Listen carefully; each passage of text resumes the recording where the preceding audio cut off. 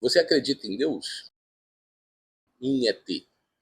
Pera, deixa eu perguntar melhor. Você já parou para pensar de verdade nisso? Sobre a existência de Deus e a existência de vida extraterrestre?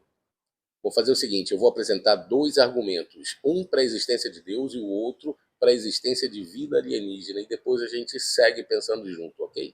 Pode até parecer que não, mas todo assunto que eu trago aqui no canal tem um propósito, que é me ajudar e ajudar você a se tornar um homem melhor e com isso a gente construir uma sociedade melhor. E para isso eu não quero apenas que você me escute, eu quero que você pense. E aí sim você tire as suas próprias conclusões. Pensa comigo, você escuta um barulho embaixo da sua cama e você sabe que existe um surto de cobras na sua vizinhança. Isso desperta em você um gatilho e você começa a achar que existe uma cobra embaixo da sua cama. Existe essa possibilidade? Sim, é claro. Você ouviu um barulho e existe um surto de cobras. Diante disso, achar que tem uma cobra é justificável. Não ouvir barulho nenhum e ainda assim achar que tem uma cobra é paranoia. Ouvir o barulho e ainda assim achar que não tem uma cobra é imprudência. Então, vamos dar sequência no pensamento. Dia desses eu estava conversando com um amigo meu e eu me deparei com duas ideias que desafiam a minha compreensão. Um é a existência de Deus e o outro, a origem do universo a partir do nada. Porque ambas são incompreensíveis, ambas exigem um salto de fé e raciocínio abstrato. E nessa hora, esse meu amigo me perguntou se eu acreditava em ETs. E eu pensei, essa pergunta não faz o menor sentido. Eu acho inútil você perguntar para alguém se acredita em extraterrestre ou se acredita em Deus, porque a gente não tem base nem para afirmar que sim, nem que não.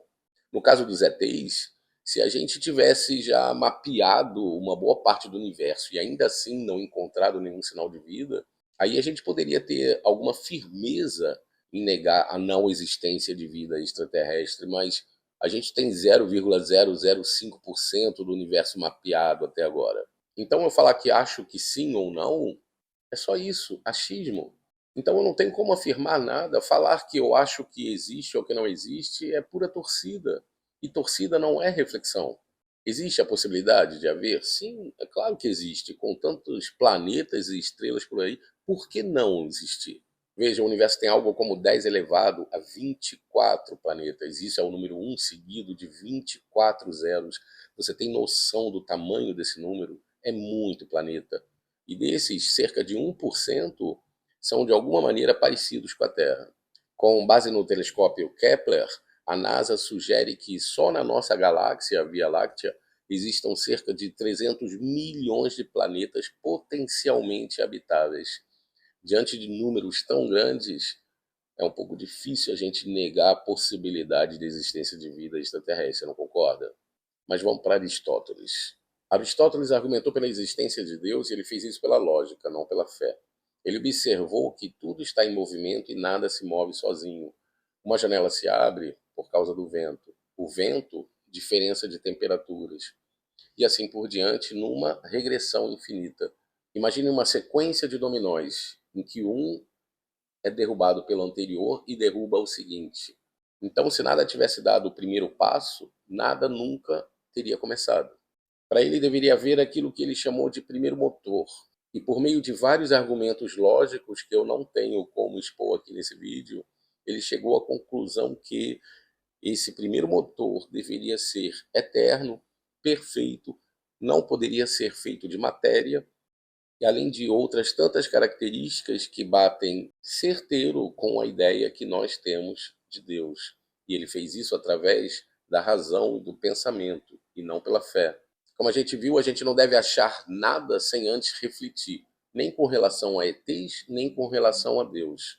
E se alguém diz que eu não acredito porque eu não acredito, isso é simplesmente torcida, não é pensamento crítico. A maior parte das pessoas que dizem que não acredito nunca pararam para pensar de verdade. Elas apenas repetem aquilo que ouviram. E isso é uma tragédia da era moderna. Ninguém pensa, ninguém reflete sobre nada. Agora, se você quiser ter certeza de algo, a primeira coisa que você tem que fazer é duvidar. A dúvida é o princípio da certeza. E não existe dúvida se não houver reflexão real e honesta. Mas vamos voltar aos planetas. Estimativas moderadas quanto à probabilidade da vida surgir são extremamente pequenas, mas como o universo é astronômico, a gente tem um impressionante número de 10 elevado a 16 planetas com vida. São 10 milhões de bilhões de planetas. Impressionante, né? Só que ele não é tão grande assim quanto a gente imagina. Quer ver? Vamos fazer um exercício. Eu quero que você pense numa maçã. Agora pense em 3 maçãs. Tudo bem, agora pense em 100 maçãs. Tá, 50. Vou facilitar. Pense em 25 maçãs. Não consegue, né? Pois é, a nossa mente não foi feita para lidar com números tão grandes assim. A gente ainda fala de milhões e bilhões no nosso dia a dia por causa do dinheiro, mas visualmente a gente não consegue fazer ideia. Por isso que, para nós, 10 elevado a 24 ou 10 elevado a 16 é tudo a mesma coisa. Só que não é.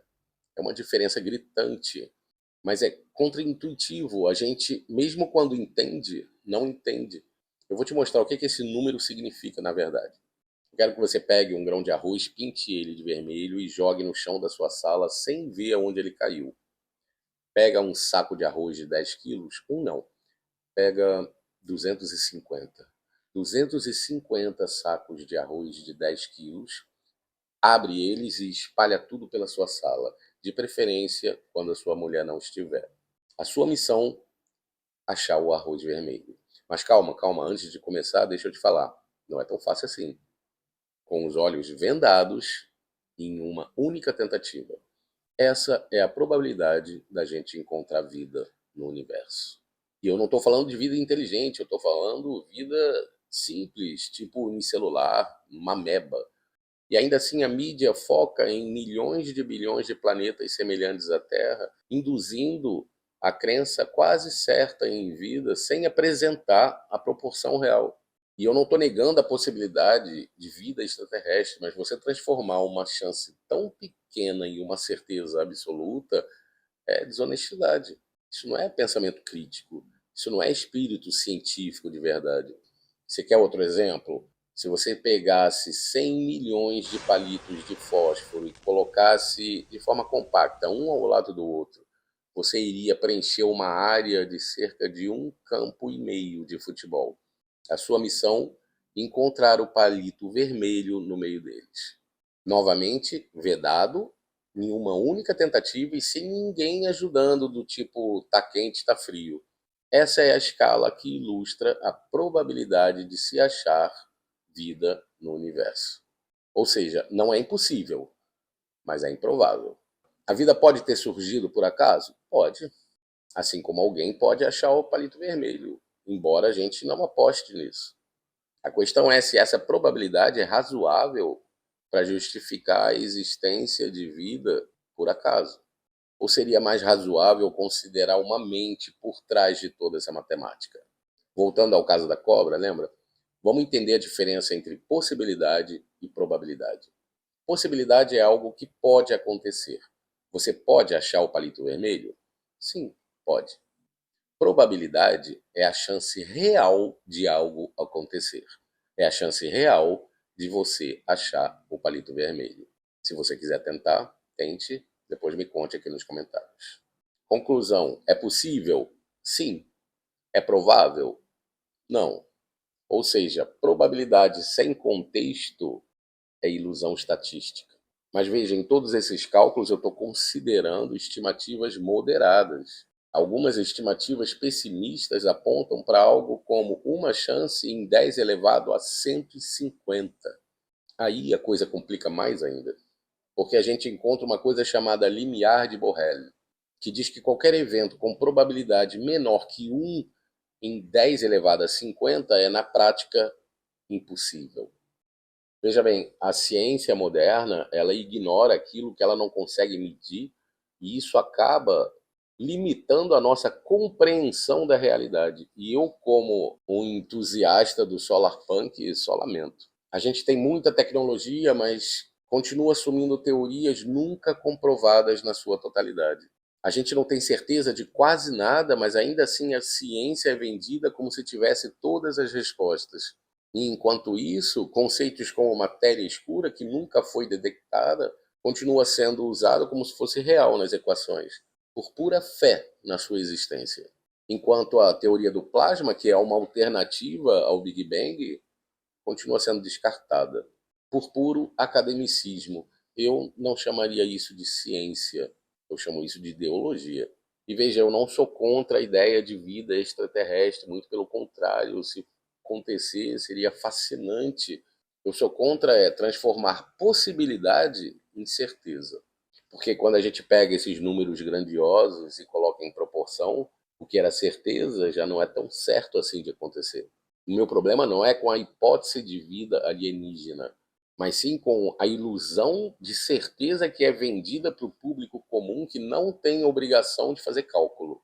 E aí entra a responsabilidade de quem comunica a ciência, porque uma verdade fora do contexto é tão perigosa quanto uma mentira. Ou será que existe algum outro interesse além da ciência verdadeira?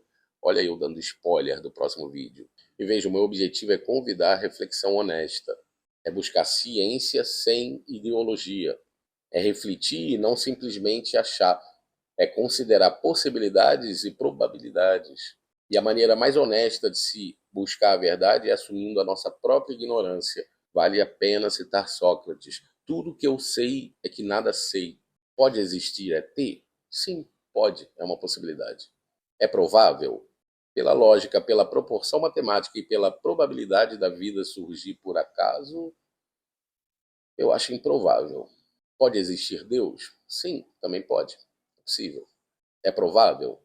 Pela lógica, pela proporção matemática e pela improbabilidade da vida surgir por acaso, a chance da gente ter sido criado é muito, mas muito maior do que a gente está vivendo aqui por acaso.